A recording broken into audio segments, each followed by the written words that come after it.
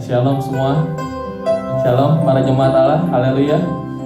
Shalom. Boleh mengangkat tangannya ke hadapan Tuhan sama-sama. Shalom. Katakan kiri kanan depan belakang, kita mau katakan bahwa Tuhan Yesus baik. Amin. Amin. Kita bersyukur kalau Tuhan sudah mengumpulkan kita di tempat ini. Kita percaya bahwa kasih setia Tuhan tidak pernah berubah, dulu, sekarang, sampai selamanya. Kita bersyukur bahwa Tuhan Allah, Tuhan yang kita selalu sembah adalah Tuhan yang benar-benar sungguh-sungguh ada, yang memegang tangan kita, yang selalu menguatkan kaki kita untuk kita boleh berdiri tegak menghadapi segala ujian. Haleluya. Mari saya undang sebuah saudara di tempat ini, kita mau memuji nama Tuhan, kita mau menyembah nama Tuhan. Kita mau katakan dari hati dan mulut kita bahwa Tuhan Yesus, Engkau sungguh baik Tuhan, Engkau sungguh ajaib Tuhan. Haleluya. Mari kita fokuskan selama 1 jam ke depan, kita mau menyembah Tuhan. Kita mau berikan waktu yang terbaik bagi Tuhan hari ini. Kita mau katakan sama-sama ke hadapan Tuhan. Haleluya.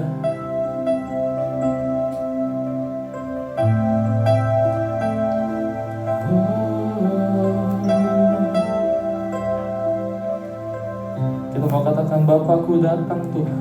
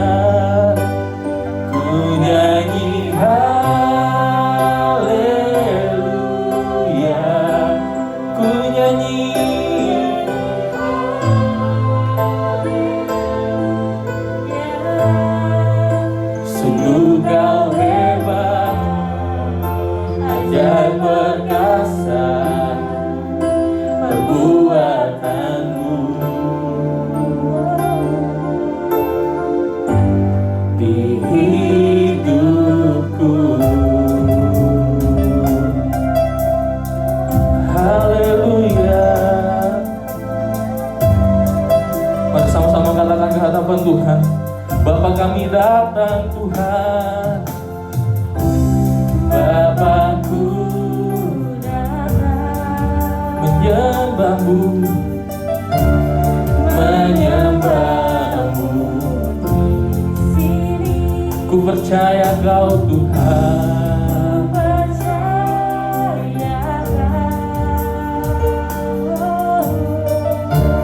ada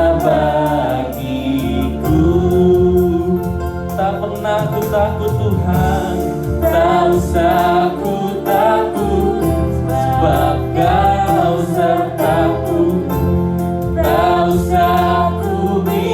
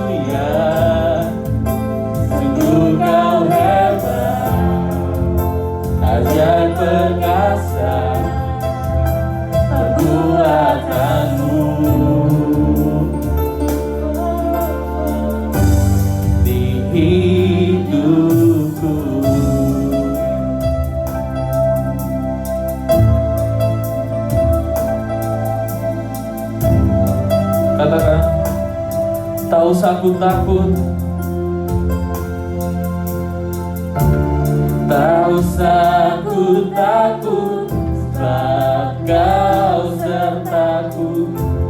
Tak usah ku bimbang, Kau di dalamku. Tak usah ku cemas, Kau penghiburku. Saat ku lemah, Kau kuatku.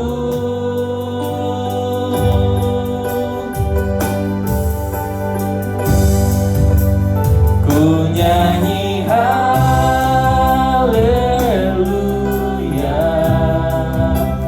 ku nyanyi haleluya.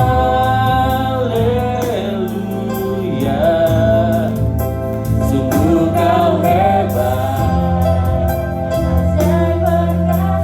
amin. Perbuatanmu, ku nyanyi haleluya, nyanyi haleluya,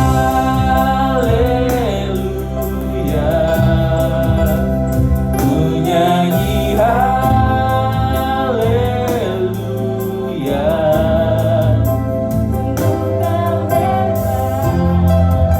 Ajaib perkasa perbuatanmu. Katakan, ku nyanyi haleluya, ku nyanyi haleluya, ku nyanyi haleluya. Sungguh Kau hebat, ajaib perkasa perbuatanmu.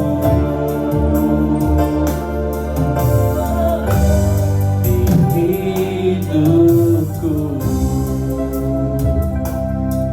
haleluya, haleluya.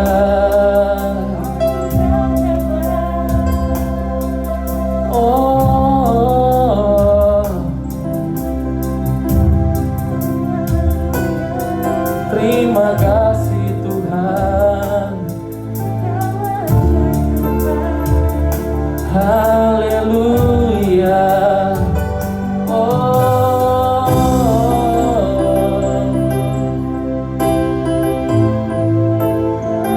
haleluya.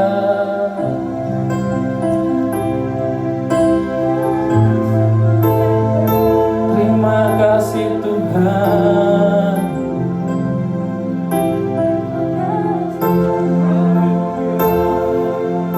Oh,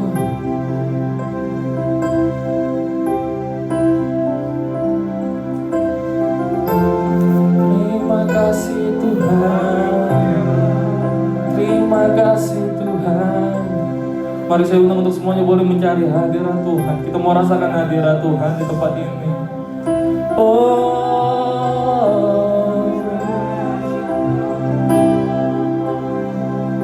haleluya,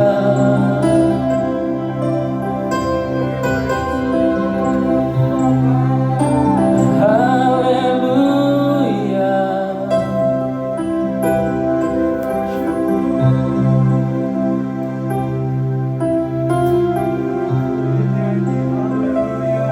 Oh, nyanyi haleluya, haleluya.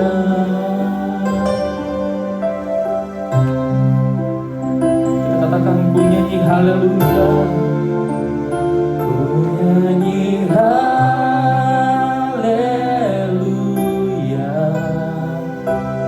ku nyanyi haleluya.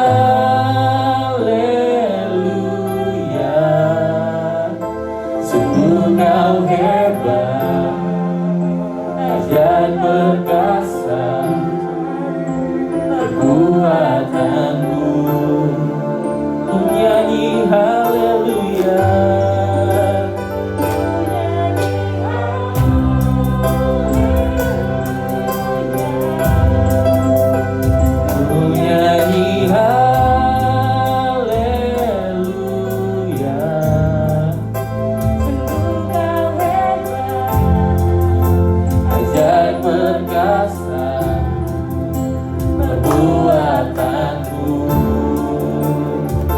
Ku nyanyi haleluya, ku nyanyi haleluya,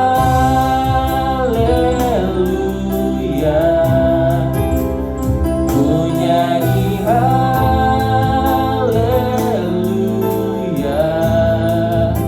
Sungguh kau hebat, ajaib perkasa perbuatanmu. Katakan ku nyanyi haleluya, ku nyanyi haleluya,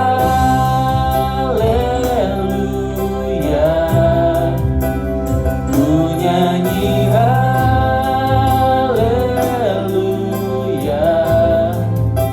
Sungguh kau hebat, ajaib perkasa perbuatanmu.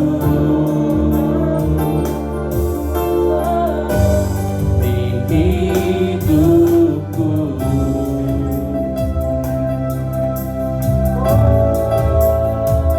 haleluya, haleluya.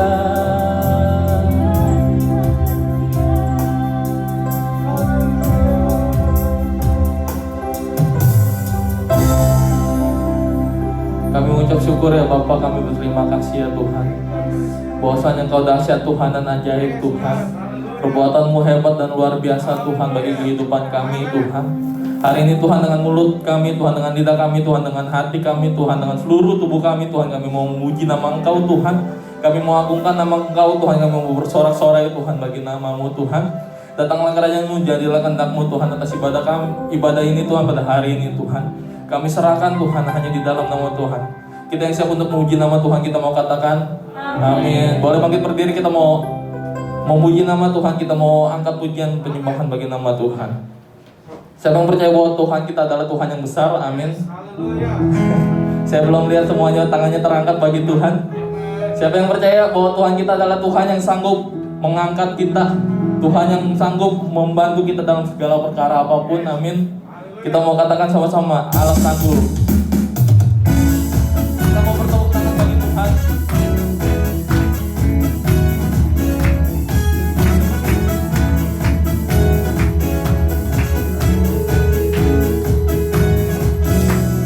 Apa yang tak pernah dilihat mata, yang tak pernah didengar telinga, yang tak pernah timbul di dalam hati, semua disediakannya bagi yang mengasihi Dia.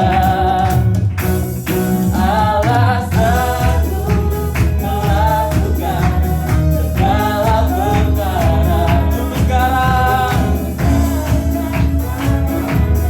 kuasanya tidak berubah. Allah sanggup melakukan segala perkara. Dulu, sekarang, dan selamanya kuasanya tak berubah. Haleluya.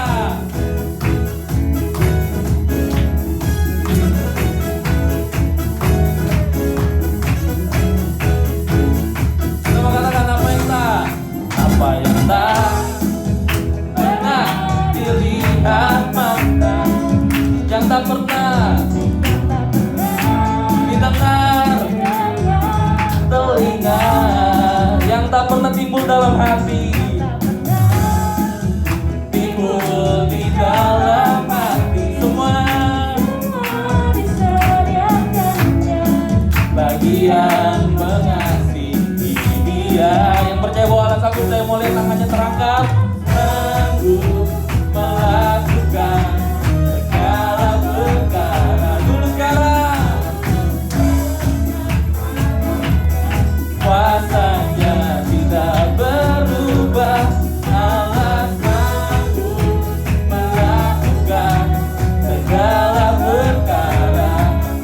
Dulu, sekarang, dan selamanya kuasanya tak berubah. mendengar suara jemaat di tempat ini, kita mau katakan Allah sanggup. Amin. Amin. Dulu sekarang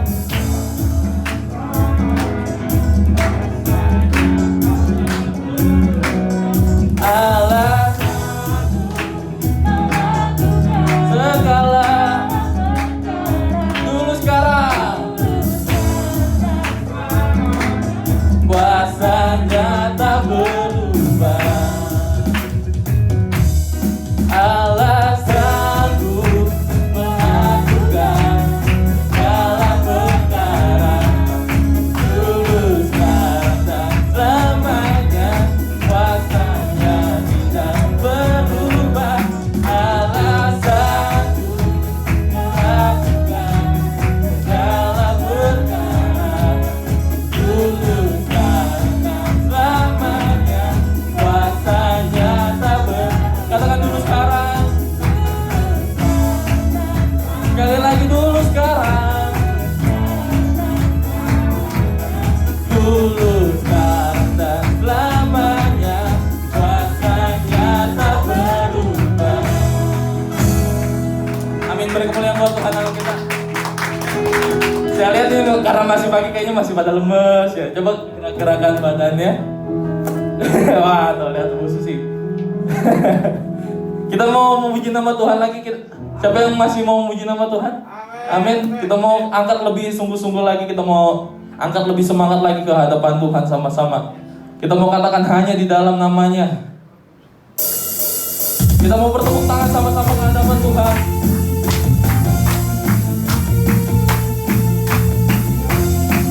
Amin. Katakan firman. Firman terangi perisai manis setiap waktu. Lindungiku dari segala, tak pernah ku ragu, karena Dia bersama, setia menjaga dengan kuasa mulia. Hanya di dalam namanya Yesus kau sumber pengharapan. Katakan hanya di dalam, pasti tersedia kemenangan bagiku selama-lamanya. Haleluya.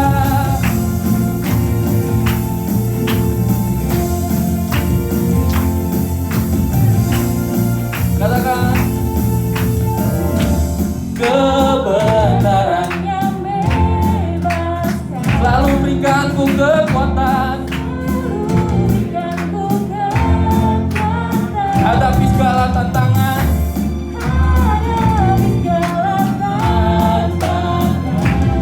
Tak pernah ku ragu, karena Dia bersama, setia menjaga dengan kuasa mulia. Hanya di dalam namanya Yesus kau sumber di sepanjang. Katakan hanya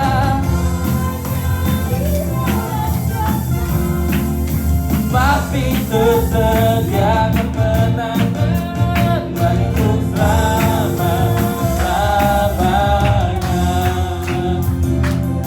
Amin. Haleluya.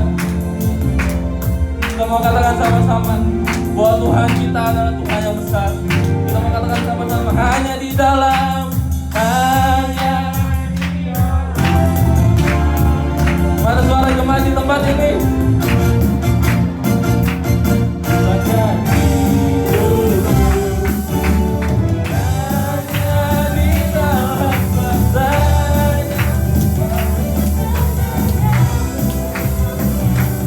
Bagiku lama-lama hanya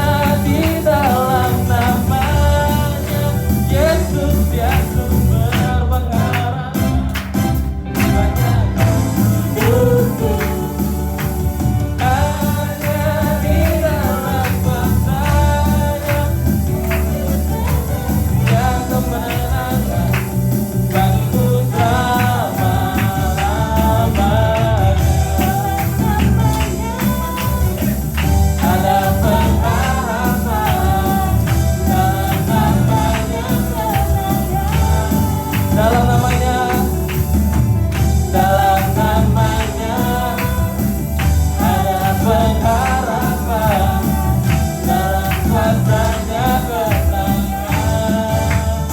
Beri kemuliaan buat Tuhan Allah kita. Haleluya. Boleh silakan duduk. Kita bersyukur bahwa Tuhan Allah kita, Allah yang sanggup memulihkan keadaan kita.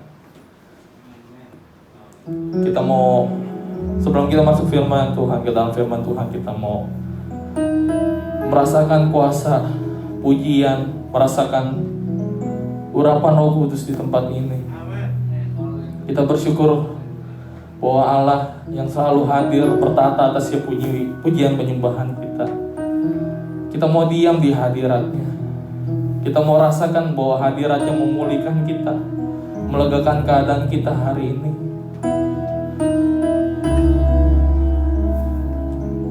Kita mau tunduk sujud ke hadapan Tuhan.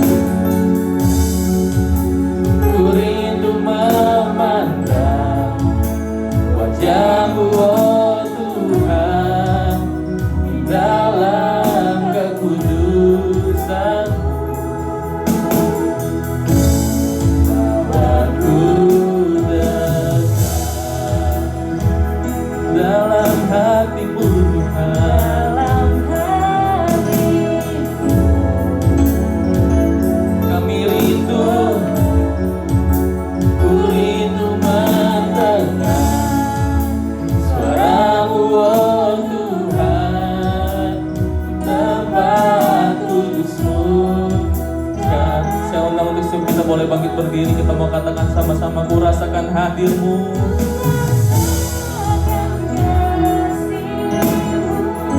Amin dan indahnya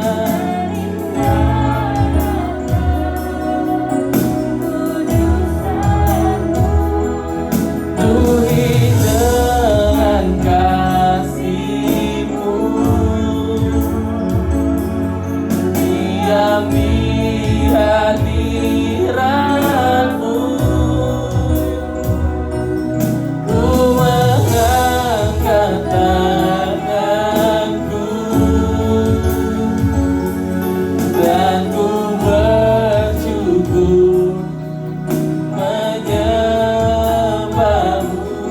penuhi dengan kasih-Mu, diam di hadirat-Mu.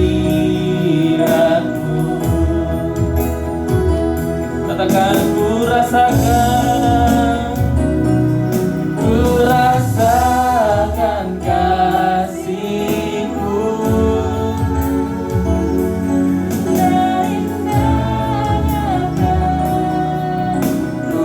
kudusan-Mu, penuhi dengan kasih-Mu, diam di hadirat-Mu. Ku mengangkat tanganku dan ku bersyukur menyembah-Mu, penuhi dengan kasih-Mu, diam di hadirat-Mu.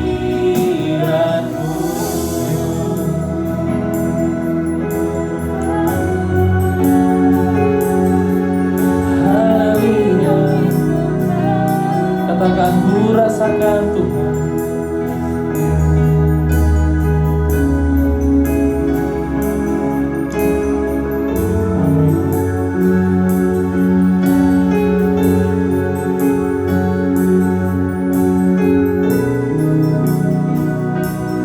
Ku rasakan kasih-Mu,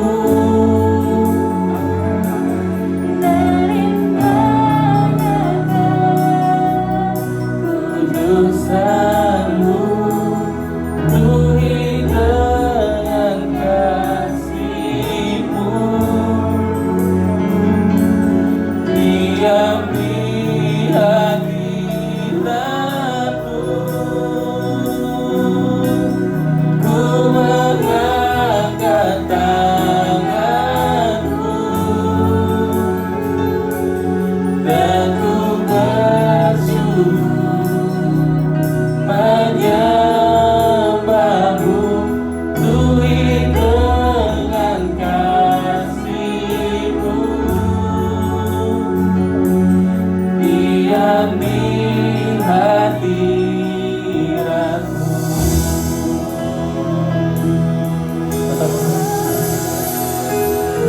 Biar jemaat saja ku rasakan kasih-Mu. Amin. Ya kekudusan-Mu, penuhi dengan kasih-Mu, diam di hadirat-Mu.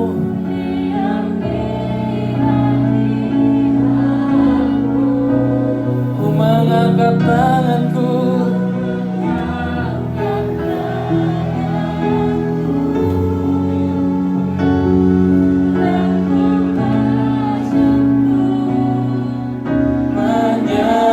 menyembah-Mu, penuhi dengan kasih-Mu. Amin. Diam di hadirat-Mu. Sekali lagi katakan, ku rasakan kasih dan indahnya kekudusan. Amin. Penuhi dengan kasih-Mu, diam di hadirat-Mu. Ku mengangkat tanganku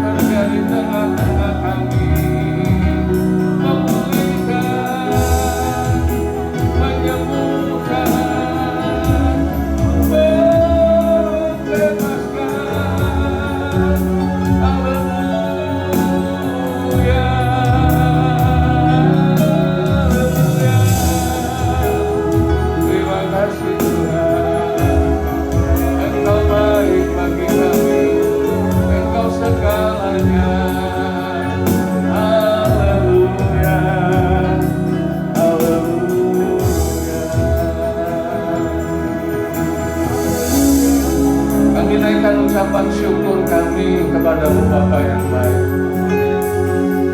Besar kasih setia Tuhan, nyata melimpah dalam hidup kami. Kami bersyukur anugerah-Mu membuat kami datang pagi hari ini. Bersama-sama dengan saudara seiman kami boleh memuji, memuliakan nama-Mu Tuhan, menikmati hadirat-Mu Tuhan. Dan sebentar kami akan mendengarkan firman. Firman-Mu lah segala-galanya dalam hidup kami, yang menjadikan dari yang tidak ada menjadi ada. Firman-Mu menyembuhkan yang sakit, memberikan jalan keluar, pertolongan. Kami siap diberkati oleh firman Tuhan. Hati kami haus dan lapar karena Kami. Puaskan kami Tuhan.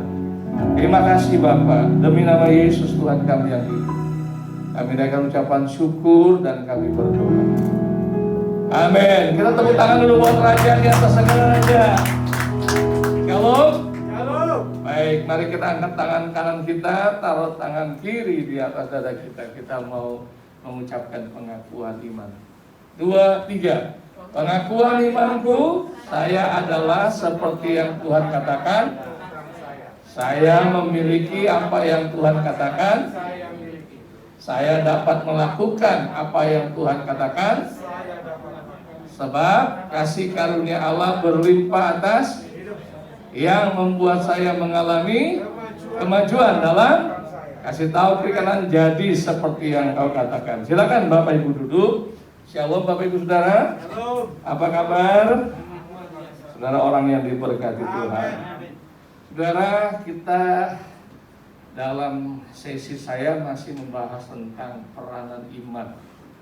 Jadi kalau saudara ditanya apa itu iman, berarti iman itu adalah respon benar terhadap Allah dan firman-Nya. Jadi kalau kita punya respon benar terhadap apa yang karakter Allah dan apa yang dikerjakan oleh Allah melalui Yesus, berarti saudara sedang mempraktekkan iman. Nah, kita sudah belajar ya 2 minggu yang lalu. Yang pertama, melalui iman kita bisa mengalami keselamatan dari Tuhan. Sebab karena kasih karunia kamu diselamatkan oleh iman. Jadi kita diselamatkan itu ada 2 bagian penting. Yang pertama adalah kasih karunia, dan yang kedua adalah iman. Kalau kita hilangkan salah satu, misalnya tanpa kasih karunia hanya iman saja, maka kita tidak bisa terima keselamatan. Atau kita hilangkan iman, kasih karunia saja, kita juga nggak bisa diselamatkan. Jadi perlu dua-duanya. Dan dua-duanya ini juga bukan hasil usaha kita katanya, tapi pemberian Allah. Jadi kasih karunia adalah pemberian Allah, iman juga pemberian Allah. Lalu kita pakai dua-duanya, maka kita menerima keselamatan. Nah, tujuan Tuhan apa? Supaya tidak ada satu orang pun yang memegahkan diri, yang menyombongkan diri. Gua diselamatkan gara-gara gua berbuat baik, gara-gara rajin ibadah dan lain sebagainya. Nggak ada.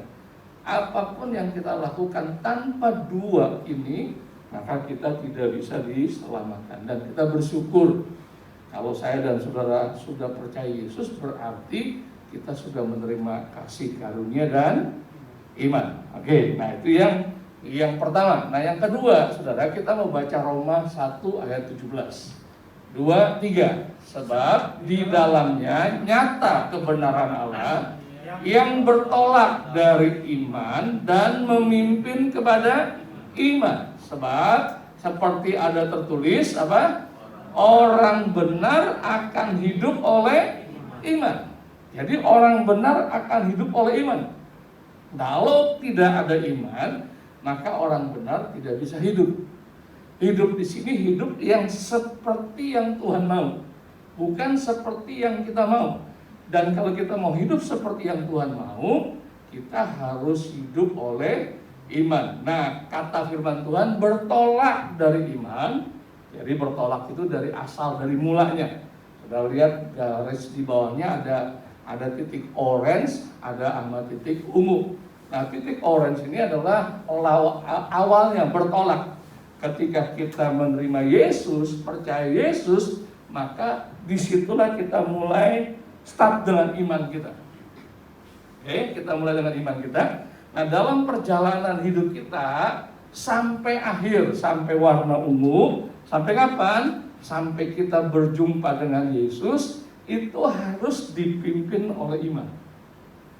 Ingat baik-baik, harus dipimpin oleh iman. Karena kalau tanpa iman, ada sesuatu yang salah terjadi. Bukan berarti kita nggak diselamatkan, bukan. Kenapa? Karena kita sudah diselamatkan, bertolak dari awal. Menerima Yesus sebagai Tuhan dan Juru Selamat berarti menerima kasih karunia dan iman, kita sudah diselamatkan. Nah, dalam perjalanan kita sebagai orang benar harus oleh iman katanya. Langkah pertama iman, kedua iman, hari ini iman, besok iman, lusa iman, minggu ini iman, minggu depan iman, bulan ini iman, bulan depan iman, tahun ini iman, tahun depan iman, sampai kita berjumpa dengan Yesus. Nah, kenapa begitu pentingnya, saudara? Nah, jadi kita perlu garis bawahi ini perjalanan hidup orang benar dari iman kepada iman. Satu kali Yesus kasih contoh, ada seorang janda yang sedang punya masalah. Lalu dia datang kepada hakim yang tidak takut sama Tuhan. Jangankan sama manusia, sama Tuhan aja nggak takut. Tapi janda ini nggak berhenti, nggak putus asa. Dia terus datang ke rumah hakim, ketok pintu dan sebagainya. Tolong Pak Hakim, benerin perkara saya, bela saya. Ini saya seorang janda, harusnya saya dipelihara, harusnya ada hukum yang menjaga saya, melindungi saya. Tapi ada orang yang berbuat jahat, tolong bela saya. Nah, namanya janda nggak punya apa-apa, sudah. Hakim yang tidak takut akan Tuhan ini bisa tidak bela janda ini. Tapi hakim ini bilang gini, aku nggak takut Tuhan dan nggak takut manusia.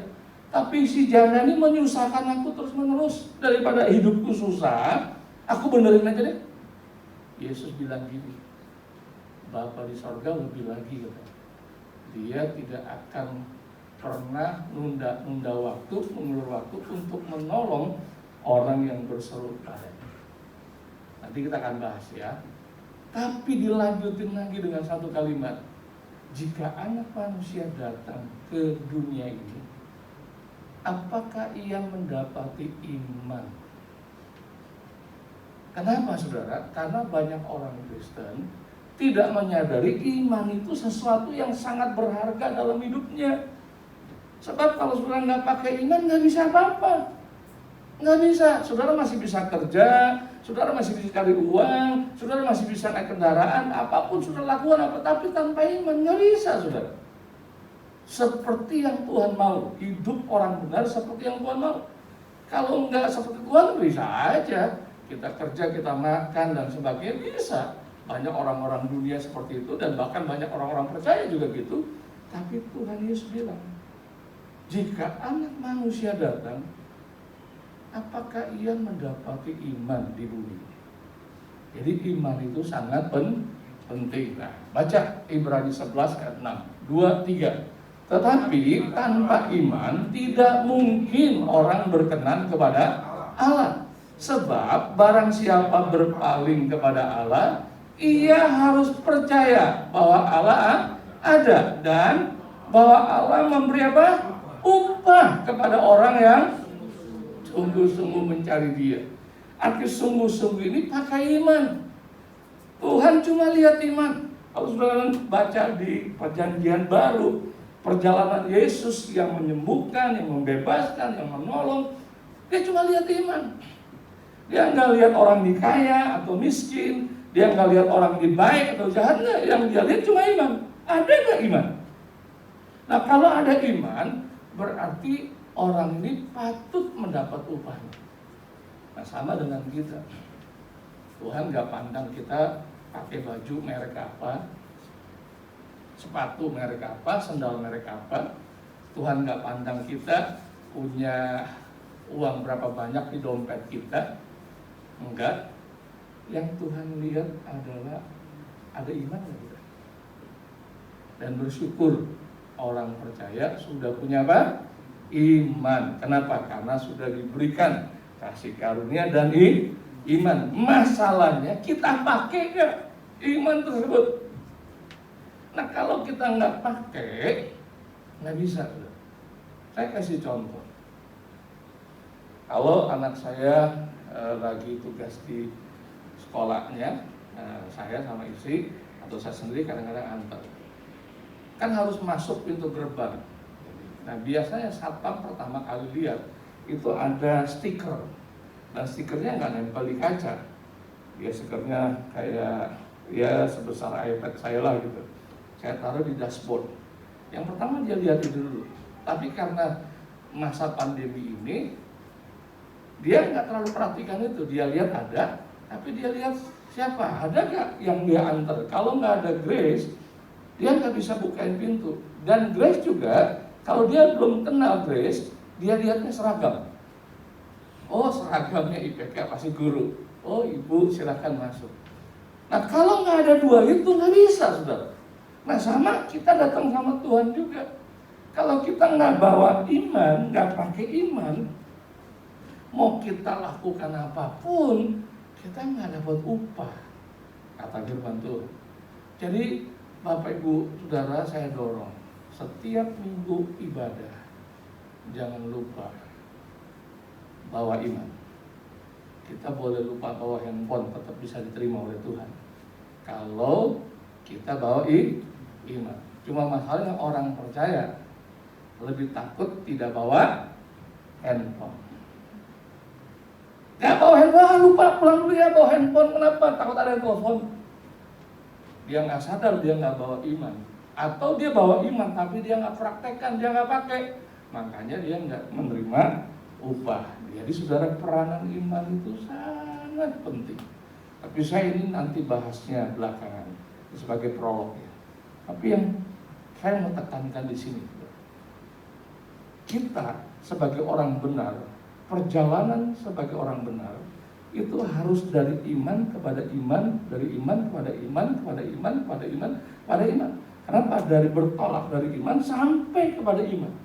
Dari kita lahir baru sampai kita ketemu dengan Yesus, itu semuanya harus diwarnai dengan iman, diwarnai dengan iman, diwarnai dengan iman. Nah kalau nggak ada kita praktekkan iman, makanya kita nggak bisa lihat kuasa Tuhan nyata dalam hidup kita. Kenapa? Karena nggak ada iman yang kita praktekkan. Nah dalam perjalanan hidup kita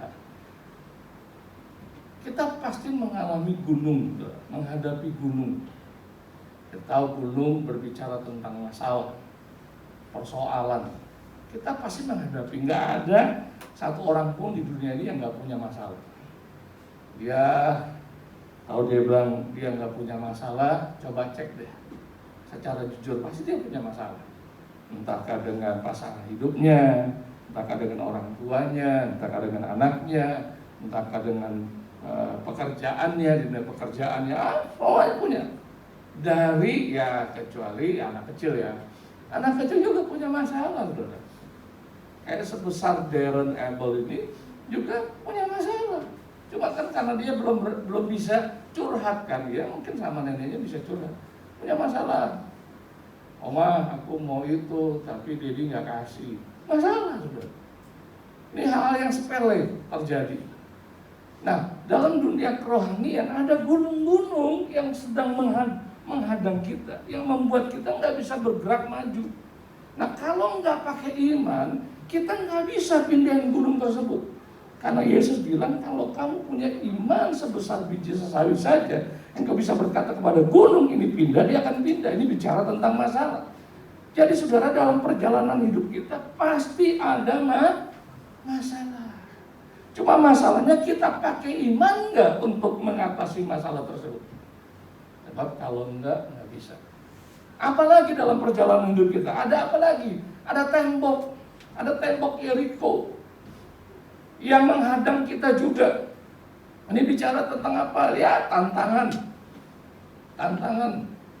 Kalau pencobaan, ya mirip-mirip tapi bisa ada bedanya. Tapi bukan soal itu. Masalahnya kita bisa runtuhkan nggak tembok Yeriko tersebut? Kalau Yosua dengan pasukan Israel dan bangsa Israel tidak bisa melihat tembok Yeriko rubuh, mereka nggak bisa masuk ke tanah perjanjian. Nah banyak anak-anak Tuhan Dia tidak bisa melihat tanah perjanjian dan mengalami perjanjian karena masih ada di luar tembok Yeriko. Dan tembok Yeriko-nya tidak runtuh. Kenapa? Karena tidak pakai iman. Tidak pakai iman. Kalau kita tidak pakai iman, kita nggak berkenan di hadapan Tuhan. Dan kita nggak dapat upah dari Tuhan. Tuhan itu baik. Apa yang kita lakukan di dalam Tuhan itu pasti ada upahnya. Cuman kan kita diajarin, kita ibadah itu bukan karena upah, kita ibadah karena kita mengasihi Tuhan. Upah itu otomatis, tapi dia bukan sesuatu yang harus kita kejar, bukan. Yang harus kita kejar adalah sumber si pemberi upahnya. Itu konsepnya harus berbeda ya. Nah, saudara, ada tembok-tembok yang menghalangi kita. Gimana ya? Apa yang harus kita perbuat ya? Semuanya hanya bisa dilakukan dengan iman. Contoh, saudara, mana mungkin tembok Yeriko tanpa dibom, tanpa digedor-gedor, tanpa dipukul sama palu bisa roboh? Mana mungkin? Tuhan cuma bilang sama Yosua, ajak pasukanmu ya, setiap hari kelilingin 1 kali. Hari pertama, hari kedua, ketiga, 4, 5, 6, dan hari terakhir kamu kelilingin ya, totalnya kalau nggak salah 13 kali. Itu aja pakai tiup trompet lah, bersorak, nggak masuk akal. Tapi itulah cara iman bekerja. Karena iman itu tidak bisa kita bandingkan dengan logika. Kadang-kadang di luar logika. Mana bisa sih Tuhan cuma keliling-keliling, tiup trompet, diem lagi, kuasa bicara. Waktunya roboh. Nah, saudara, itu semua karena iman. Ada tantangan dalam hidup kita yang kita nggak bisa atasi dengan kemampuan kita, nggak bisa. Hanya bisa diatasi kalau kita pakai iman. Katakan iman. Nah, yang selanjutnya dalam perjalanan kita ada apa? Ada Goliat. Ada Goliat yang bikin kita takut. Saudara, pandemi ini banyak orang bikin jadi takut, saudara. Takut ini, wah, macam-macam takut tanpa sadar. Kehadiran ketakutan lebih dirasakan daripada ketakutan Tuhan. Kenapa ada Goliat, saudara? Dan Goliat ini nggak bisa dikalahkan secara kekuatan manusia, nggak bisa, saudara. Harus ada intervensi Tuhan, yaitu yang namanya iman. Raja Saul dengan seluruh pasukan dan rakyatnya nggak bisa gede begini, senjata aja nggak bisa, kita semua mah nggak bisa kalahkan dia. Tapi ada satu anak muda pakai iman, dia hadapi cuma ambil apa ya, batu kali 5. Bayangin nggak, dia bawa batu kali 5. Kira-kira besar-besar atau kecil-kecil batunya? Pasti kecil-kecil kan? Kalau besar-besar dia keberatan. Jangankan baju perangnya Saul aja dia keberatan, nggak bisa kegedean, nggak bisa bergerak. Pasti kecil-kecil batu itu.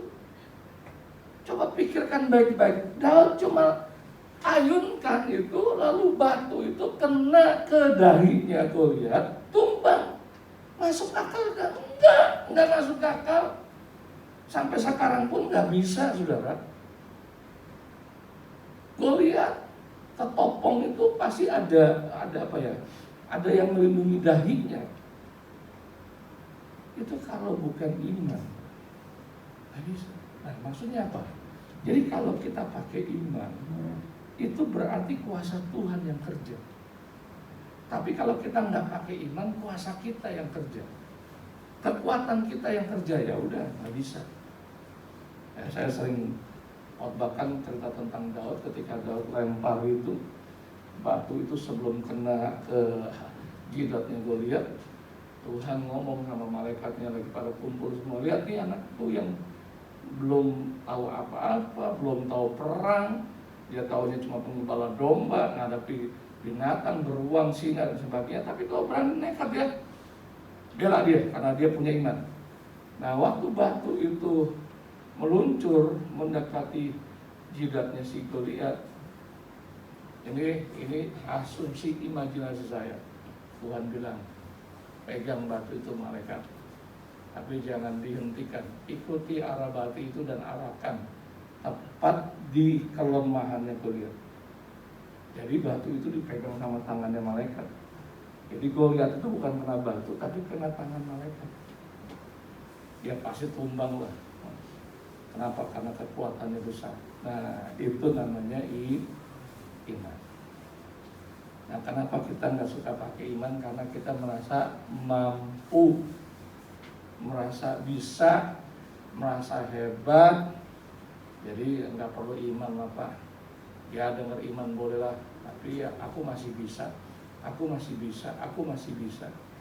Sampai udah nyerah, udah kalah baru, oh iya saya perlu iman. Ya tidak ada kata terlambat sih, tapi sayang sekali.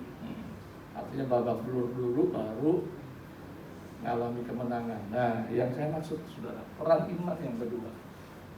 Kita mau baca ini sama-sama. 2, 3. Sebab semua yang lahir dari Allah mengalahkan dunia. Dan inilah kemenangan yang mengalahkan dunia. Apa? Iman siapa? Iman kita. Saya bisa mengalahkan dunia karena saya lahir dari Allah. Tapi kuncinya pakai iman saya. Kenapa? Inilah kemenangan saya mengalahkan dunia. Di dalam dunia ada apa? Ada gunung. Di dalam dunia ada apa? Ada tembok. Di dalam dunia apa? Ada Goliat yang menghalangi saya. Saya bisa kalahkan mereka kalau saya pakai iman saya. Bukan pakai imannya Pak Ferry, bukan pakai imannya orang lain, iman saya. Nah, banyak anak-anak Tuhan salah kaprah. Dia suka cari pendeta-pendeta besar, doain saya Pak, iman saya lemah nih, jadi perlu iman Bapak yang besar. Ya ada kalanya Tuhan hargai, tapi ada kalanya Tuhan bilang enggak, kamu bisa pakai iman kamu. Kalau kamu terus bergantung sama pendeta-pendeta besar yang punya iman besar, nggak bisa. Kenapa? Karena iman saya, imanmu. Kalau kita dukungan doa dari saudara-saudara yang lain nggak penting. Pentingnya apa? Menguatkan iman kita. Menguatkan iman kita bukan memaksa Tuhan. Ingat baik-baik. Bukan memaksa Tuhan. Tuhan tolong itu. Bukan. Memangnya Tuhan membantu kita. Enggak. Misalnya contoh nih ya, saya punya masalah. Saya datang sama mentor saya. Dia berdoa sama Tuhan. Yang benar adalah Tuhan, tolong supaya imannya Pak Hendra semakin kuat. Dia nggak bilang Tuhan tolong dia. Berarti apa kalau dia Tuhan tolong dia, Tuhan tolong dia? Berarti Tuhan membantunya dia. Nah, itu yang salah kaprah. Berarti doa yang benar sebetulnya adalah supaya iman kita jadi kuat dan hanya iman kita yang bisa kalahkan setiap tantangan. Nah, saya tutup yang kedua, peranan iman. Jadi iman adalah apa? Kunci hidup berkemenangan. Ayat hafalan untuk minggu ini 1 Yohanes 5 ayat 4. Ya, sederhanakan kecil ya. Baca lagi sama-sama. 2, 3.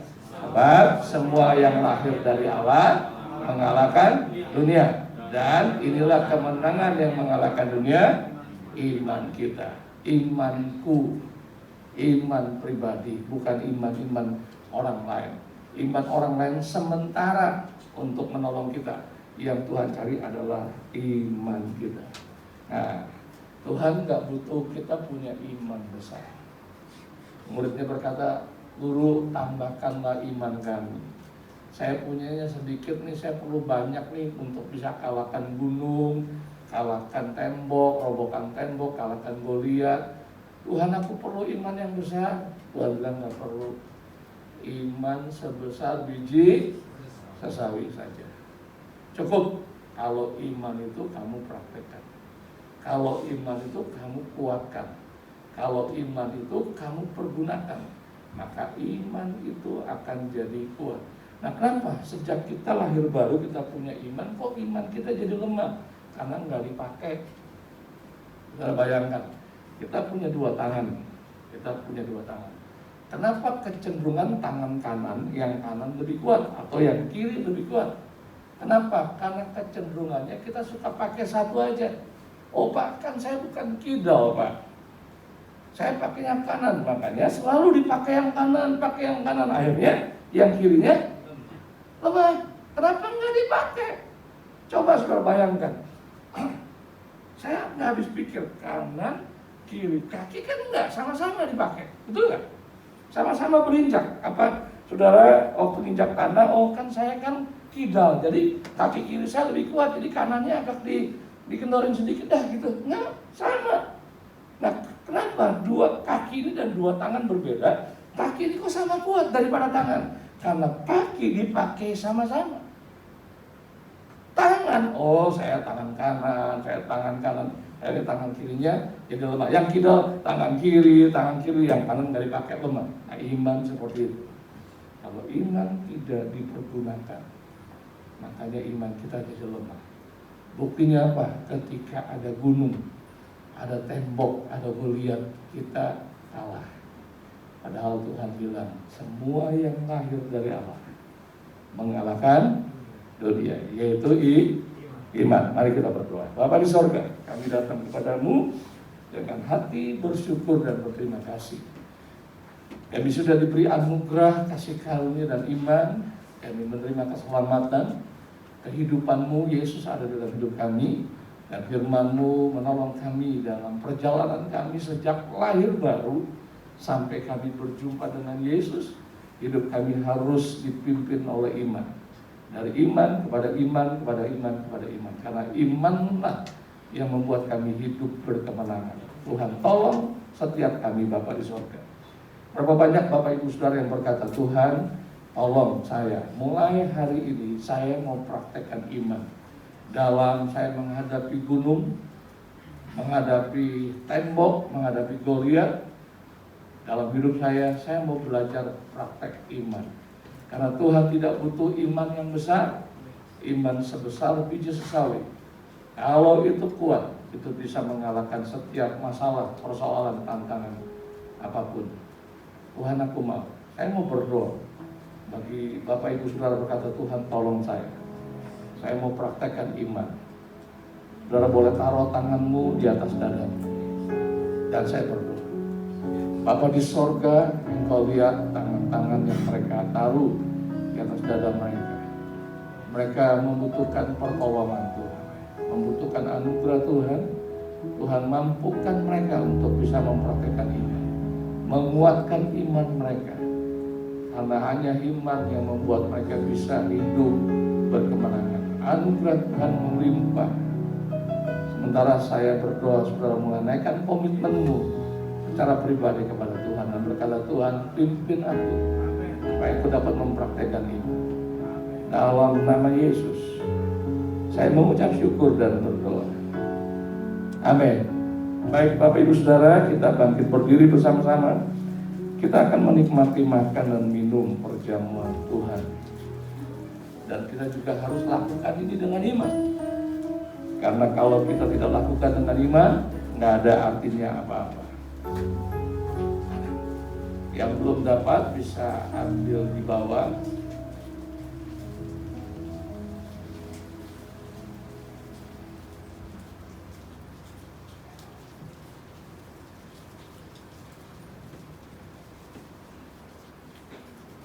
Ada? Ada Matthew?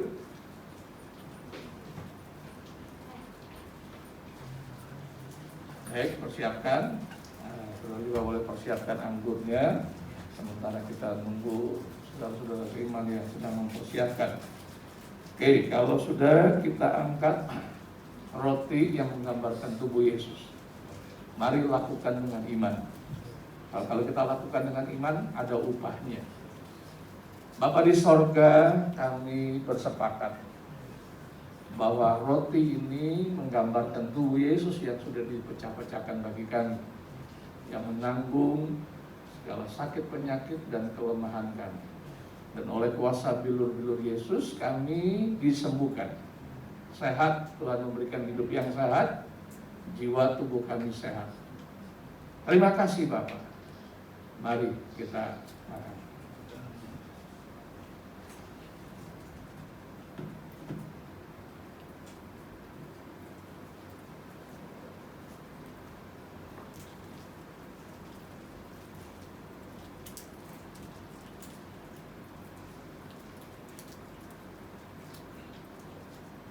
kita angkat anggur yang menggambarkan darah Yesus.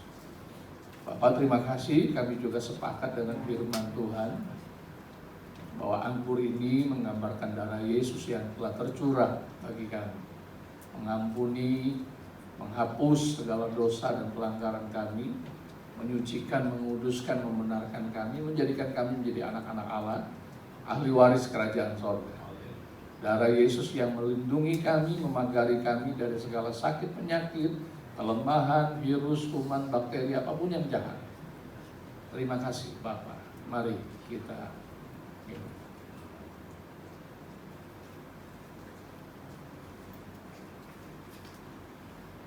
Beberapa saat saya akan ucapkan syukur kita kepada Bapa di sorga. Bapa yang Engkau baik bagi kami. Kami bersyukur buat perbuatan-Mu Yesus bagi kami. Tolong kami supaya kami selalu hidup kami diwarnai dengan iman, yaitu percaya terhadap Tuhan dan firman Tuhan. Terima kasih Bapak. Mari Bapak Ibu Saudara, angkatlah hati dan kedua tanganmu kepada Bapa yang baik, yang selalu memberikan yang baik kepada kita anak-anaknya. Kami bersyukur Bapak, anugerah-Mu melimpah dalam hidup kami. Sampai hari ini kami tetap mengalami pemeliharaan Tuhan. Dan bukan hanya sampai saat ini, sampai selama-lamanya. Karena kebajikan dan kemurahan-Mu selalu menyertai kami. Bapak hamba berdoa buat jemaat-Mu, anak-anak-Mu, jemaat kasih kami. Tuhan, Engkau memberkati kehidupan mereka. Tuhan memberkati orang tua, suami istri, anak-anak. Tuhan memberkati mereka yang sekolah, yang bekerja, yang kuliah, yang berusaha, yang bisnis. Sertai mereka Tuhan, sehingga apa saja yang mereka kerjakan Tuhan buat berhasil, mereka beruntung dan berbahagia. Terimalah berkat dari Bapa di sorga melalui karya Yesus di atas kayu salib, yang telah mengampuni, menebus, memberikan hidup kekal, berkelimpahan, berkemenangan, dan hidup yang sehat. Dan terimalah pimpinan, penyertaan, urapan, hikmat, kuasa Roh Kudus yang menyertai saudara dari sekarang sampai selama-lamanya. Saudara diberkati dan jadi berkat bagi banyak orang. Saudara pulang sampai ke rumah diberkati Tuhan. Selama seminggu diberkati Tuhan, selama sebulan diberkati Tuhan, selama 1 tahun diberkati Tuhan, dan selama hidupmu engkau diberkati Tuhan. Terima kasih Bapak, kami naikkan ucapan syukur kami kepada di dalam nama Tuhan Yesus Kristus. Kami naikkan ucapan syukur kami dan kami berdoa. Kita yang percaya berkata, amin. Mari kita tepuk tangan yang meriah buat Raja di atas segala raja.